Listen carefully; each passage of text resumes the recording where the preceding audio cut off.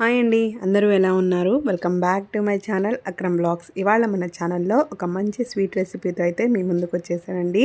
అదే ముస్లిం స్టైల్ దమ్కి సేమియా రెసిపీ అండి. చూస్తుంటేనే నోరూరిపోతుంది కదా.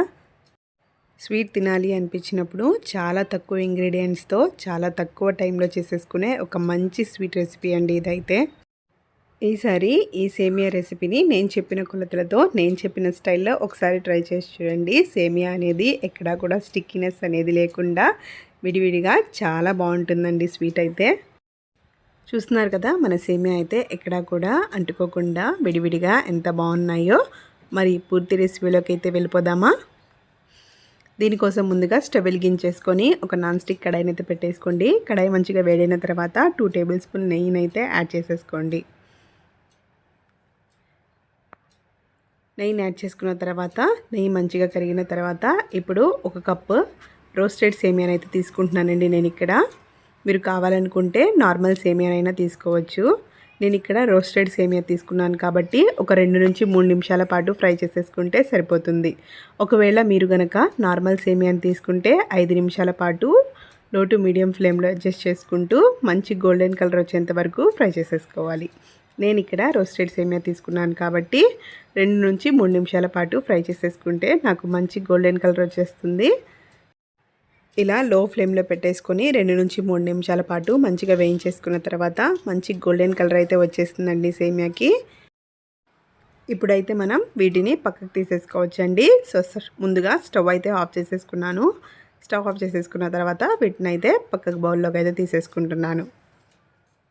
ఇలా రోస్టెడ్ సేమియాని పక్కకు బౌల్లో తీసేసుకున్న తర్వాత మళ్ళీ అదే కడాయిలోకి 2 టేబుల్ స్పూన్ నెయ్యిని అయితే యాడ్ చేసేసుకొని మీకు కావాల్సిన డ్రై ఫ్రూట్స్ని అయితే యాడ్ చేసేసుకోండి. నేనైతే ఇక్కడ ముందుగా 10 నుంచి 12 జీడిపప్పులను అయితే యాడ్ చేస్తున్నాను. ఈ జీడిపప్పుల్ని లో ఫ్లేమ్లో మంచి కలర్ వచ్చేంత వరకు వేయించేసుకోవాలండి. చూస్తున్నారు కదా, మనకు జీడిపప్పు అయితే మంచి కలర్ వచ్చేసాయి. ఇప్పుడు వీటిలోనే ఒక 10 కిస్మిస్ని కూడా యాడ్ చేసేసుకుందామండి. ఈ కిస్మిస్ను మంచి పొంగేంత వరకు ఫ్రై చేసేసుకోవాలి. ఇలా మన డ్రై ఫ్రూట్స్ని మంచిగా వేయించేసుకున్న తర్వాత ఇప్పుడు వీటిని అయితే పక్కకు బౌల్లోకి అయితే తీసేసుకోవాలి.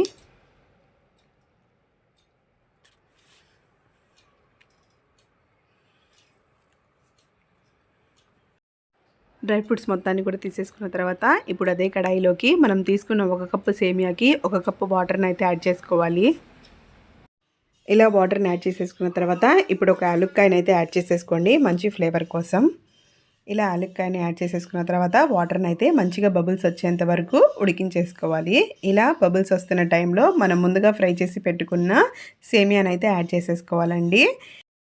ఇలా సేమియాని యాడ్ చేసేసుకున్న తర్వాత ఫ్లేమ్ని లో ఫ్లేమ్లోకి కన్వర్ట్ చేసేసుకొని ఇప్పుడు గరిటెతోటి మంచిగా మిక్స్ చేసేసుకోవాలండి. మనం వేసుకున్న వాటర్ మొత్తం ఎగిరిపోయి సేమియా మంచిగా ఉడికేంత వరకు అయితే ఉడికించేసుకోవాలి. చూస్తున్నారు కదా, నేను వేసుకున్న వాటర్ అయితే కొంచెం తగ్గాయి. ఇలా తగ్గిన తర్వాత మనమైతే పైన మూత పెట్టేసుకొని ఒక 5 నిమిషాల పాటు బాయిల్ చేసేసుకోవాలి. 5 నిమిషాల తర్వాత అయితే మీకు మూత తెరిచి చూపిస్తున్నాను చూడండి. వాటర్ అయితే ఎక్కడా లేవు. అలాగే మన సేమియా కూడా మంచిగా ఉడికిపోయింది. చూస్తున్నారు కదా, ఈ విధంగా ఉడికితే సరిపోతుంది.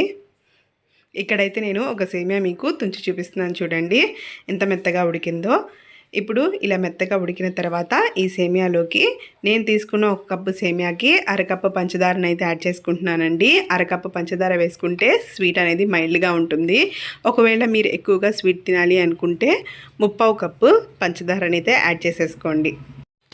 నాకైతే నేను తీసుకున్న 1 కప్పు సేమియాకి 1/2 కప్పు పంచదార అయితే సరిపోయిందండి. ఎక్కువ స్వీట్ తినే వాళ్ళైతే ఇంకొంచెం యాడ్ చేసుకోవచ్చు.